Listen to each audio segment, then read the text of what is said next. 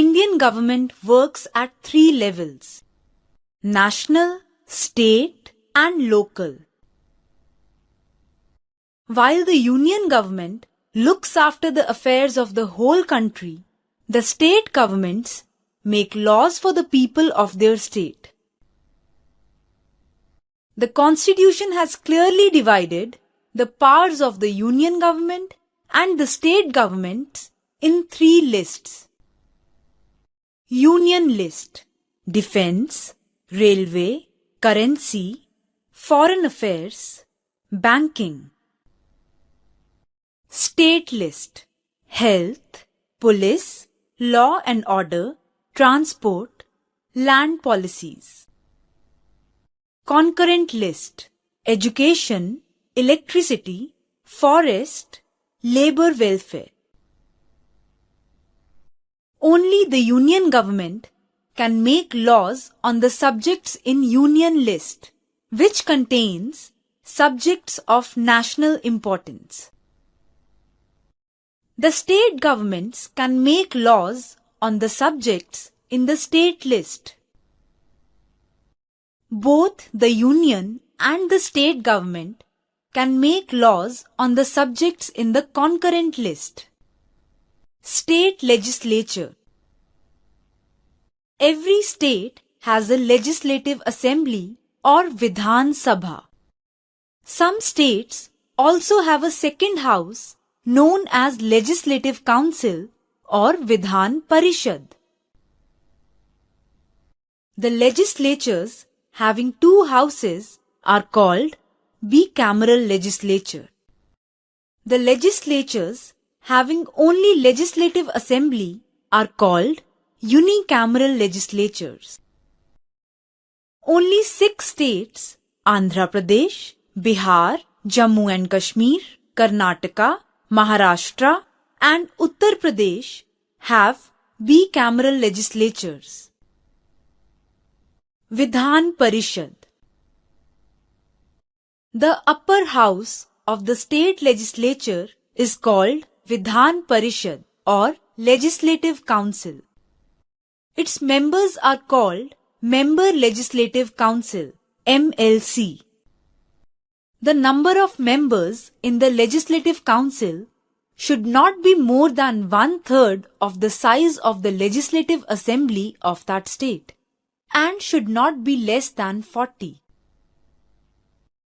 The members of the Legislative Councils represent local self-governing bodies, teachers and university graduates. Almost 1/3 members of the council are elected by the members of the state legislative assembly. Some members are also nominated by the governor.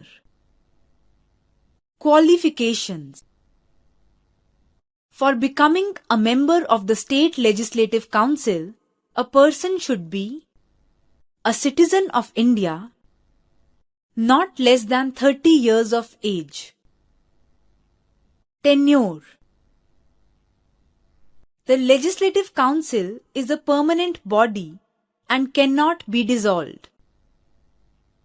Each member of the Legislative Council, MLC, serves for a 6-year term. The terms of 1/3 of a council's members expire every 2 years. Presiding officers: the Legislative Council elects a chairman to preside over the meetings of the Legislative Council. In his absence, the deputy chairman presides over the meeting. Powers and functions of Legislative Council: Vidhan Parishad has lesser powers than Vidhan Sabha. The Legislative Council cannot introduce a money bill. It can only delay or suggest amendments to the ordinary bill. It can put questions to the ministers and hold discussions on various issues. Vidhan Sabha: Vidhan Sabha or legislative assembly consists of members directly elected by the people of the state.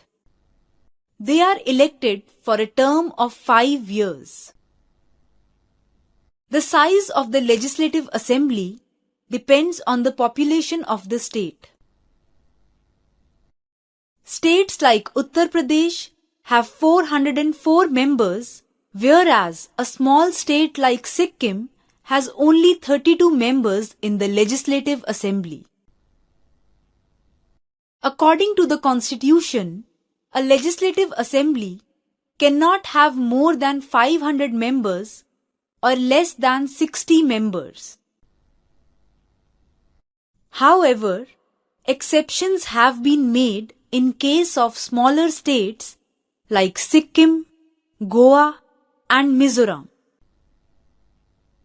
For the purpose of election, each state is divided into smaller areas called constituencies.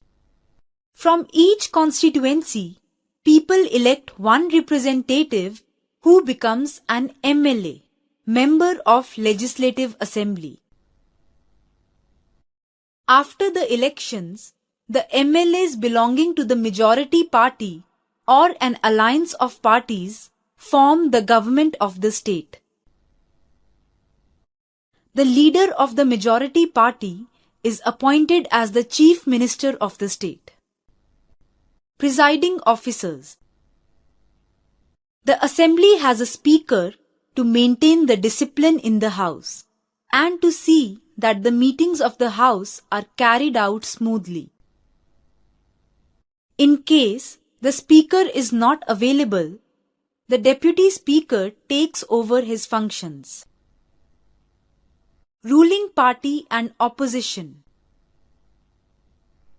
A political party whose MLAs have won more than half the number of constituencies in a state is said to be in a majority and is called the ruling party. All other members are called the opposition. Term. The Legislative Assembly is elected for a term of 5 years. Under certain circumstances, the governor can dissolve the House before the completion of its term and order fresh elections. Qualifications for becoming an MLA. To become a member of Legislative Assembly, a person should be 1. A citizen of India. 2. 25 years of age or above. And 3. Be of sound mental health. Powers and functions of Legislative Assembly. The Legislative Assembly makes laws on subjects related to state, passes the budget of the state, levies taxes, and exercises control over the Council of Ministers of the state. MLAs may put questions to the ministers and may pass a no confidence motion against the Council of Ministers and ask them to resign. How a law is made. The proposal to make a law is called a bill. Bills can be of two types: ordinary bill, money bill. A bill or a proposal for a new law or change in an existing one is introduced in the Legislative Assembly or Legislative Council. It is discussed and debated in the House. Amendments, if any, are made. It is put to vote. If passed, it is sent to the governor for approval. Once the governor signs it, it becomes an act or a law. Chief Minister and his Council of Ministers. The Chief Minister is appointed by the governor, and the other ministers are appointed by the governor on the advice of the Chief Minister. These ministers form the Council of Ministers. Council of Ministers.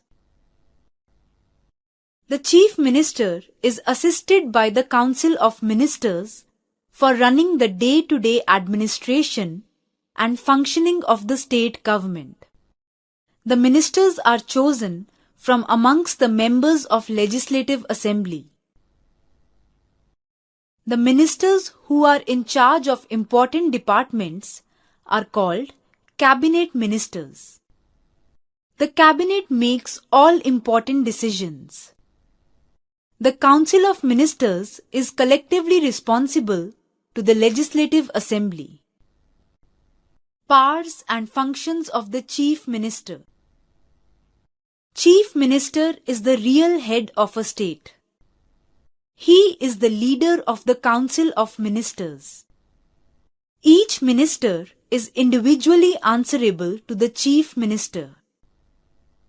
The Chief Minister can remove any minister if his or her performance is not up to the mark. If the Chief Minister resigns, it is taken as resignation of the entire ministry. The Chief Minister allots various portfolios or departments to his Council of Ministers. He or she coordinates the working of various ministers. He acts as a link between the governor and his Council of Ministers. The Chief Minister determines the policies of the government. All major decisions regarding the state are taken by the Chief Minister with the support of the Council of Ministers. Governor. The governor is the nominal head of the state. The administration is carried out in his name, but in reality, all the functions are carried out by the Chief Minister and his Council of Ministers. He or she is appointed for 5 years by the President of India on the advice of the Union Government.